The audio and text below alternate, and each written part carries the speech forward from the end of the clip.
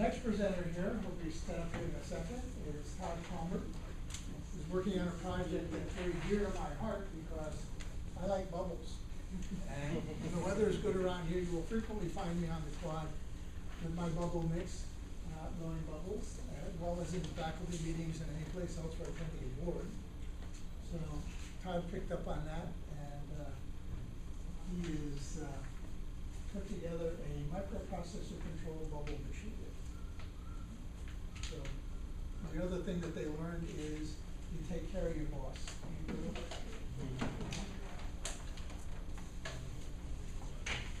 One of the things they're required to do as they work on these projects is to apply basic project management skills. They learn how to do a Gantt chart, which is a management tool for managing time and materials. They learn to estimate time for assembly, time for troubleshooting, and they learn the biggest valuable lesson, most valuable lesson of all, that everything takes more time than you think it's going to take. So, you almost up there, Jack? He's not, I will be. Okay. So I'm going to let you watch him pour his bubble mix in, and turn the floor over to Todd Palmer. Thank you.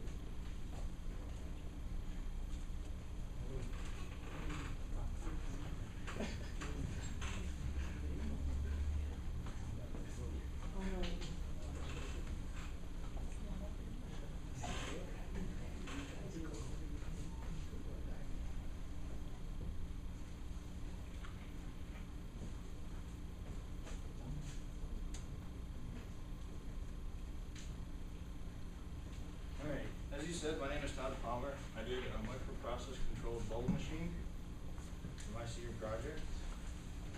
Alright, how did this idea occur? Well, as Professor Poole said, this was a project that was, well, the bubbles were dear to his heart. He does love blowing bubbles. This actually came about a year ago. He said he'd like to see one of his students make a bubble machine, a microprocess bubble machine. He'd like to see it made in almost any way possible by a student. So I decided to make it with a microprocessor. This device can be used for a party. You can use it in your dorm room for an accent if you want to. You can use it for almost anything you feel necessary. The theory behind this is that I use several different parts from my years of experience here. The first I'd like to talk about is the microcontroller. Alright, the microcontroller has several different functions. Here you can see a picture of it. This is the microcontroller I used, and this is how it was when I wired it up. When I was done with my project, it's all wired up. It's actually right here in this back corner right at the moment. I don't have it powered on, obviously. But this microcontroller controls everything from the rotation of the stepper, the speed that the blower is rotating at. It also takes in the data from these two switches I have right in the back, which you can select the speed from the stepper and the blower.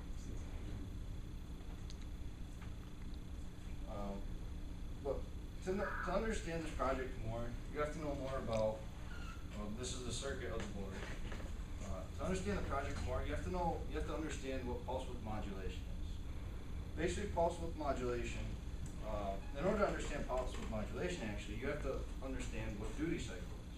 Now, duty cycle is the percentage of a waveform at the two 50% points of each wave.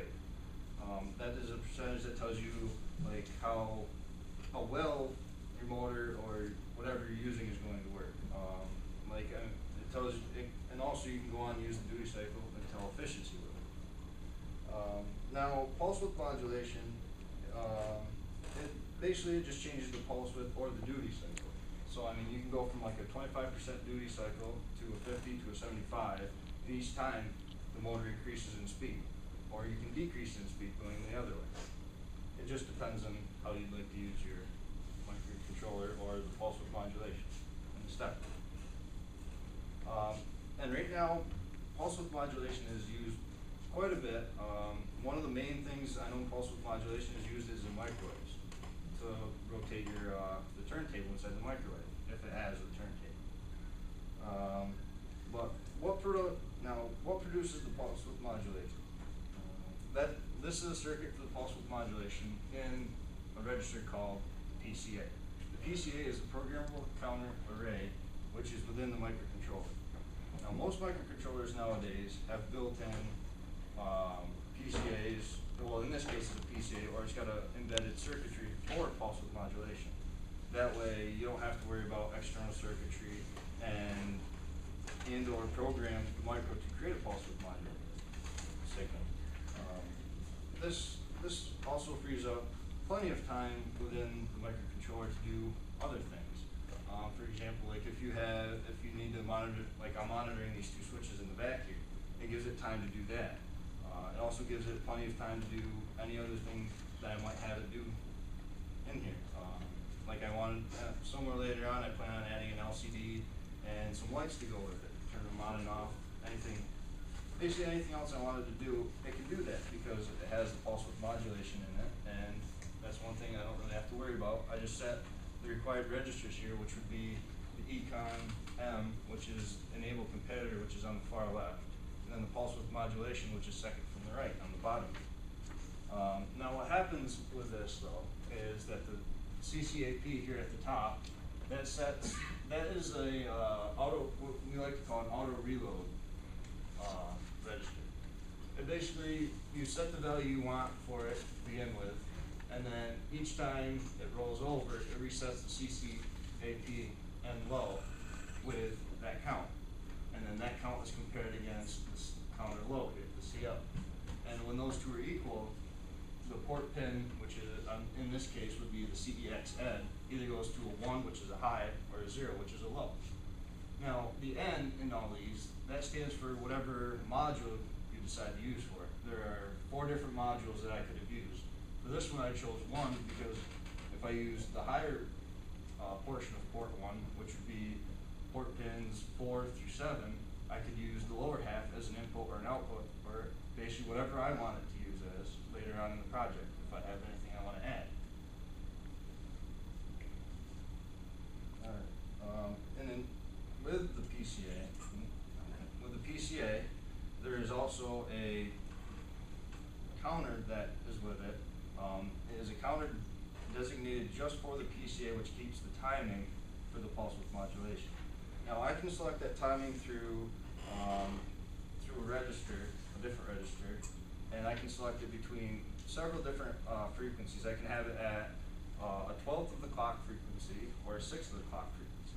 I could have also had it used for an input from an external clock, but I chose to use the 1/12 of the clock frequency because everything else would be running at that same speed. So if I kept that one at that speed, it co-respond with everything else running at the same time. It put out the same pulse as if I used a timer or another set of registers. So it made it easier to calculate the time periods I would need for my speeds.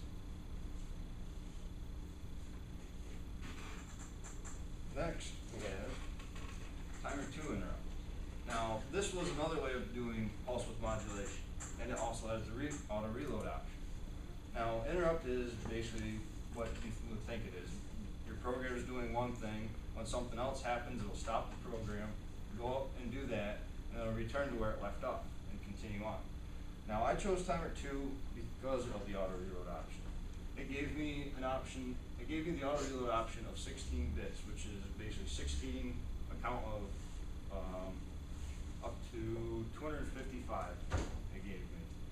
So it gave me a wide range of numbers to use for my blower. I use that for my stepper motor.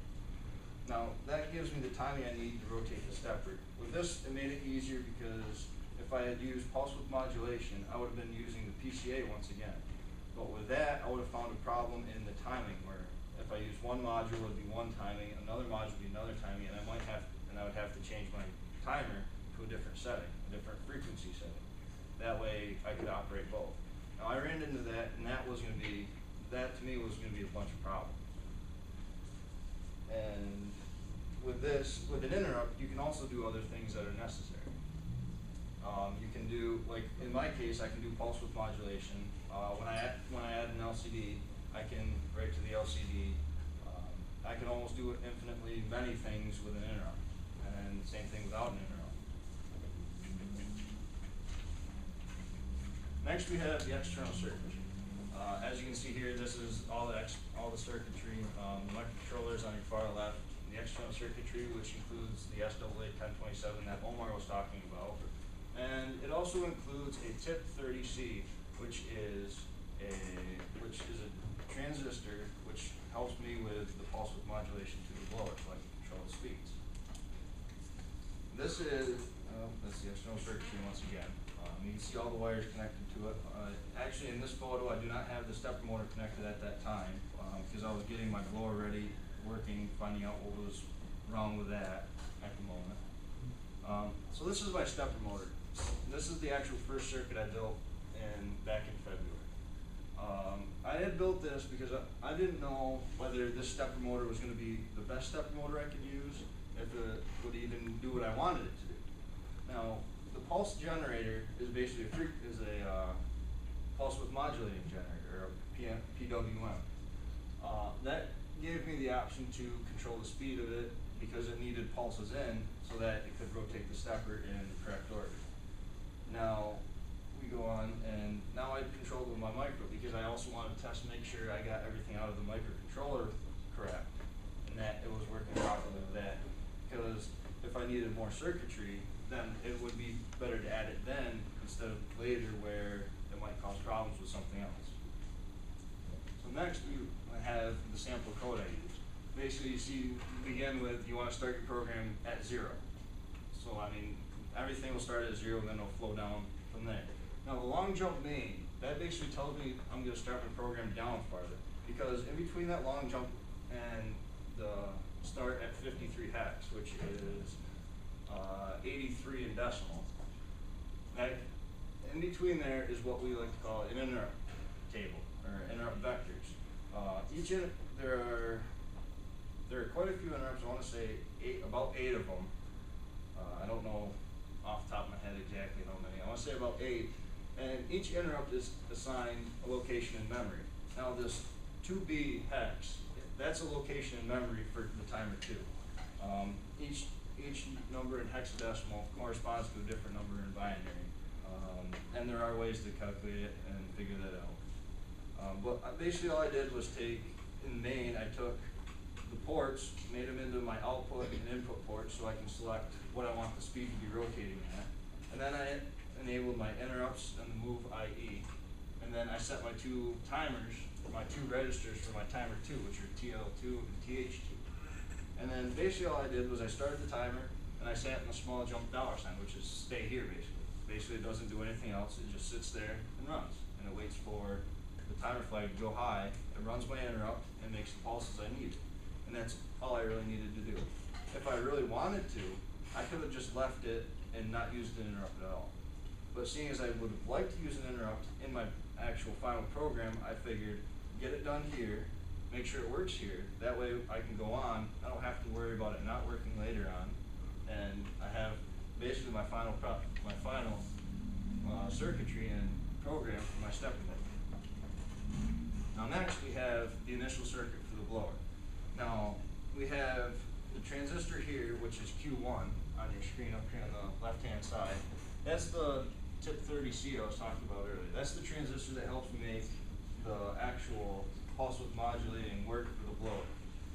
Now the optocoupler, which is the U1, the black dot, the actual LED with a transistor, that's something different. That helps protect my actual microcontroller from the back EMF, which is generated by the blower. And that protects my circuit because if that goes back into the micro, it can destroy my micro. It won't work anymore and so on and so forth. But seeing as I put that in, it helps protect my micro and all the circuitry in the micro, and it basically just isolates the blower to one part of the circuit. Now, I also put a diode in here, the 1N4002, which is on your bottom left-hand corner. That's in there as more protection for back EMF as well. That makes it so that it just cycles back through and it won't go up past anything else. It won't go up into the transistor. It'll just cycle back through the blower and help protect that. I also do have the switches over here on the left-hand side that helps me select the speed I want the blower to rotate at. This is the code I use for it. The difference here is that I have a small jump to again, which basically keeps checking my switches. That's at the very bottom here. That basically rechecks my switches, see if I've changed my data, looks basically for new speed. Now the CCAP, M0, the CL, and then all the registers following below that are set for the PCA, and that 0 in there, the CCAP M0 right here, states that as module 0 I'm using for this project.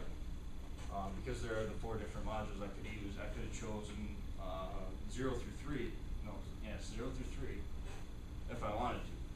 For this part I chose 0 because I wasn't using anything else on that port at that time, so I just wanted to make sure I could get a module working in the simplest manner possible.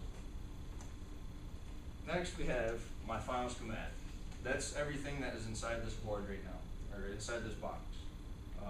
We have up here on the top left-hand corner, we have my 2 switches that are used to select between your operating speeds.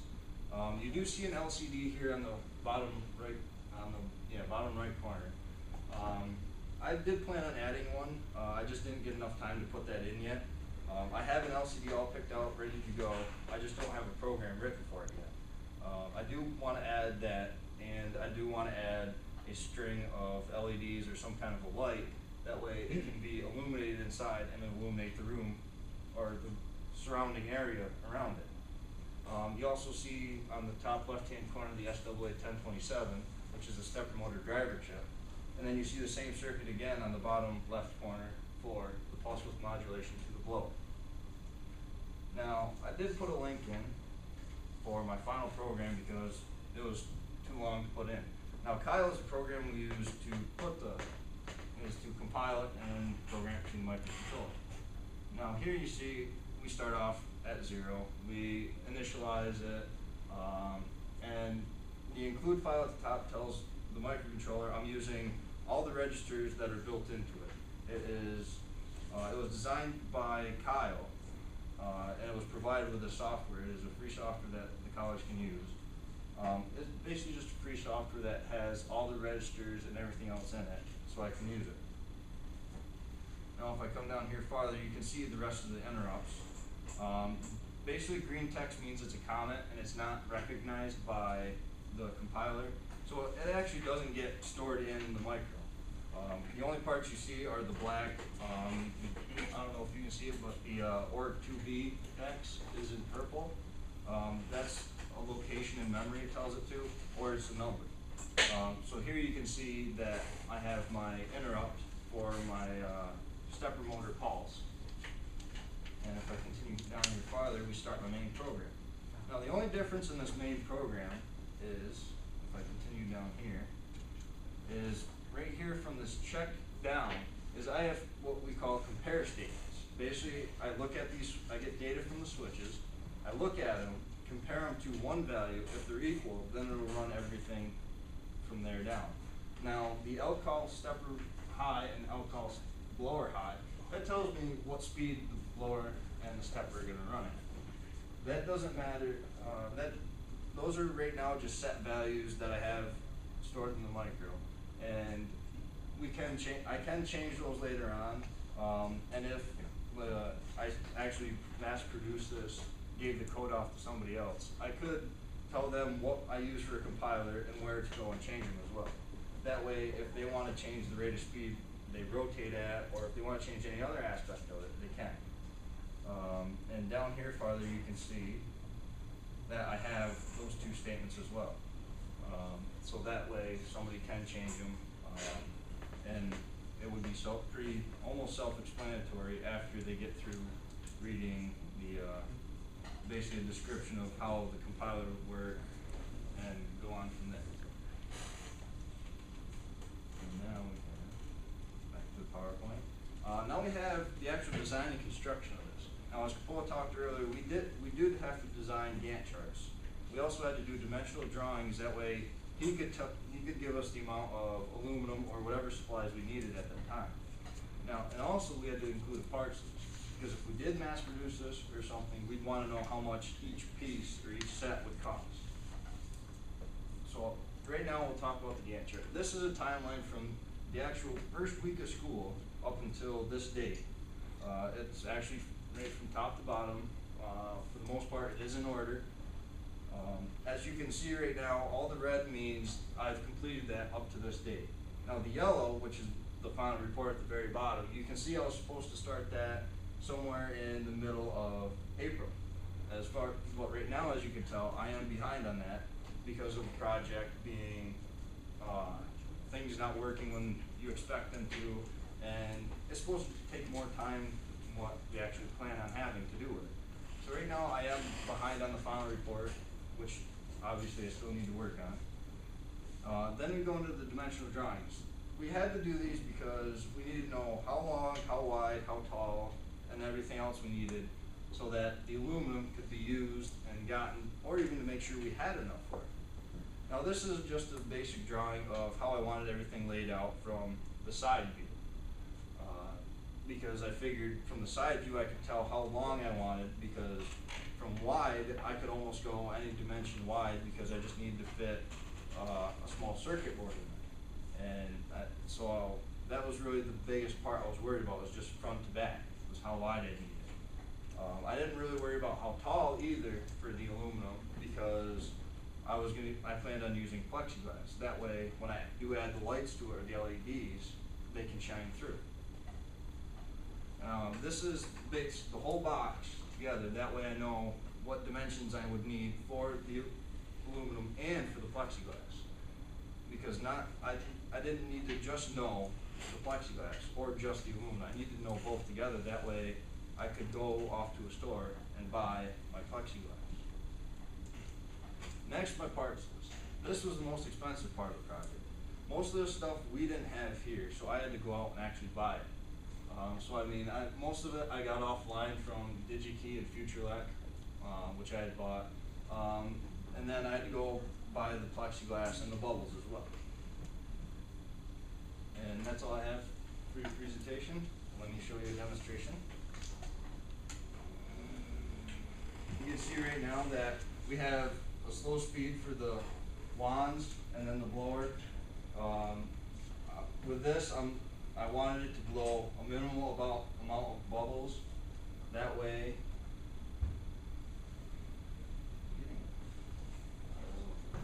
alright, need to add a little bit more.